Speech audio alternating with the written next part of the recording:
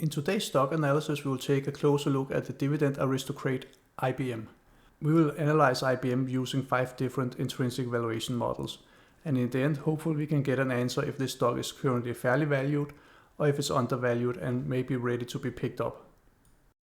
The stock screener and intrinsic valuation tool used for this stock analysis is available on my Patreon page. To get the financial data from IBM, we will write IBM into the stock ticker. The spreadsheet will then call in all the financial data. So we can start by looking at the company information. As you can see here, IBM is actually a quite old company. It was founded in 1911. IBM's primary business segments is software, consulting, infrastructure, and financing. If we take a look at the stock price of IBM for the last 1500 days, we can see that it's actually been quite stable. It has only dropped a bit, of course with ups and downs in this time period. We can also take a look at the stock price for just the last year, and to do this we will write 365 into this orange field. And the chart will then update with the stock price for the last year. And again we can see there's not been a huge price development the last year, even though this has been kind of a rough year for the general stock market. IBM is only down about 4% in total. If we take a look at the beta value, we can see that it's currently 0.84, meaning that IBM is less volatile than the general stock market. Many people buy IBM due to the high dividend it pays out, and right now the dividend payout sits at $6.60, which corresponds to a yield of 5.16%, which is really high. So let's see if we can find the intrinsic value of IBM. To do this, we will use 5 different valuation models, and the first one is Graham's valuation. But before we go to the analysis, just a short disclaimer. I'm not a financial advisor. I'm just a random guy on YouTube interested in stock analysis, investments, and creation of analytical tools. The content of this video should therefore not be considered as financial advice. Remember to always do your own stock analysis and due diligence. This spreadsheet contains 2 versions of Graham's valuation. It has his original valuation on the left side, which are used for stocks with a growth rate under 5%. And on the right side we have Graham's revised valuation, which I will normally use for stocks with a growth rate over 5%. A great thing about this spreadsheet is that it's almost fully automated. All you have to do is find the growth rate projection of the company, and for IBM I found a growth rate projection of 9%, which I've added here in the orange field. And by using 9% we will find an intrinsic value of $107.82. This intrinsic value is actually lower than the current stock price, that sits at $127.79, which is actually almost a difference of 17%. And when you then add a margin of safety on top of that, and I use 25%, you will get an acceptable buy price of $80.87. This acceptable buy price is currently lower than the stock price, and therefore the spreadsheet will give us a sell signal. The next intrinsic valuation model we will look at is the multiples valuation model, also called the comparable company analysis model. This spreadsheet is also fully automated.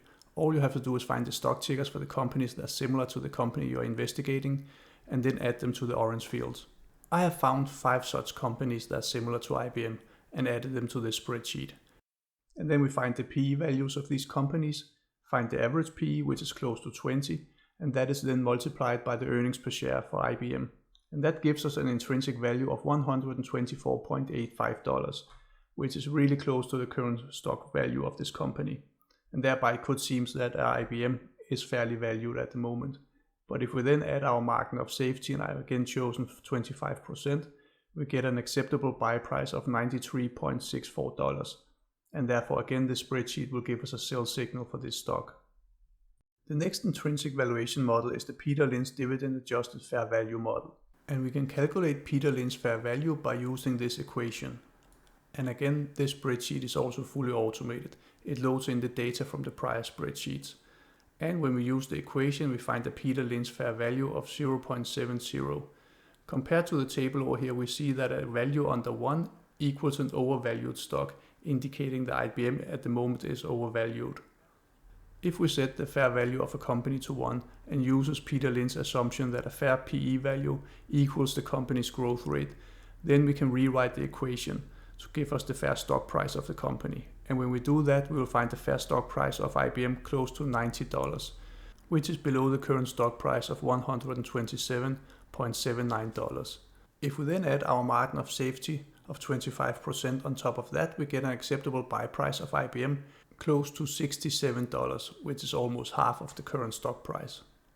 And therefore this spreadsheet will again give us a sell signal for this stock. The next intrinsic valuation model we will take a look at is the dividend discount model. And here we use the dividends the company paid out to shareholders in order for us to find a fair value of the company. And what I have done here is I have added the last 6 years dividends IBM has paid out to shareholders. And this is currently set to quarterly, as IBM pays out quarterly dividends to its shareholders. But some European companies pay out dividends only once a year, and therefore you have the options to change this to yearly if you choose to do so. But we'll just set it back to quarterly, and then we'll see that the average growth rate for the dividends of IBM is 3.25%. And here I've added a discount rate of 8.5%. So when we use this equation, we get a fair value of IBM close to $129. It thereby seems like IBM is fairly valued, and this value is really close to the current stock price. But if we then add our margin of safety of 25%, we'll get an acceptable buy price of $96.66, which is below the current stock price, and therefore the spreadsheet will give us a sell signal. The final intrinsic valuation model we will use is the discounted cash flow model. And here we use the company's historic cash flows, the free cash flows, to predict the future free cash flows of this company. So for IBM, I have added the last 9 years free cash flows up here. And the spreadsheet will then calculate the average free cash flows, which comes to minus 2.21%. And what we then have to do is to add the discount rate, and I've again chosen 8.5, and then we also add the perpetual growth rate. The model will then calculate the future free cash flows, extrapolated from this average growth rate we found. By adding this up, it will give us the sum of the future free cash flows, and then we just have to find the cash and cash equivalents and the total debt, which you can find on Yahoo Finance. And that will give us the equity value of the company. And then we'll just divide it by the shares outstanding to get the fair price of the company. And by the way, all these numbers I've added here are in millions. And by using these numbers, we get a fair price of the company of $94.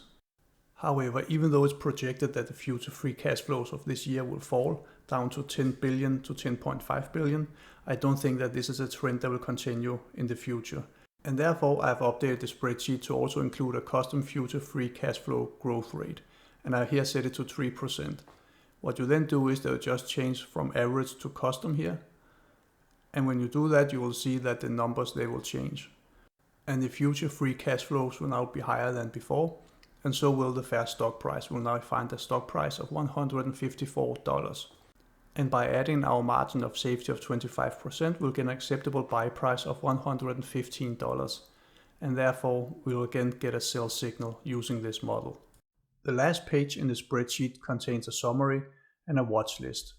And in the summary, you will see the 5 different intrinsic valuation models and the intrinsic value we found for each of them. And if we compare them, we can see that 3 of them are fairly similar. And then we have the discounted cash flow, which gave a bit higher value, and Peter Lynch's dividend adjusted fair value, which gave a bit of a lower value than the average. But if we take the average of all 5 models, we'll get an average intrinsic value of $120.93, which is a little bit lower than the current stock price of $127.79. And if we then add our margin of safety, which I've set here to 25%, we get an acceptable buy price of only $90.70, indicating that right now the stock is actually fairly valued according to the stock price, but it's not low enough that I will consider buying the stock now. We can just add this stock to our watch list, and then we can easily follow the stock price in the future and see if it drops below our intrinsic value plus the margin of safety. Let's add IBM to our watch list. Today's date is the 6th of September, so we'll just add that as well. And we will add our margin of safety of 25%. And we will then add our average intrinsic value. We can now easily follow this stock together with the other stocks we have already analyzed here on this channel. And if the stock price falls below $90.70, the spreadsheet will give us a buy signal. But what do you think? Do you think that IBM is worth picking up now for the long run? Or is it better to wait and see if the stock price gets lower? Let me know in the comments below.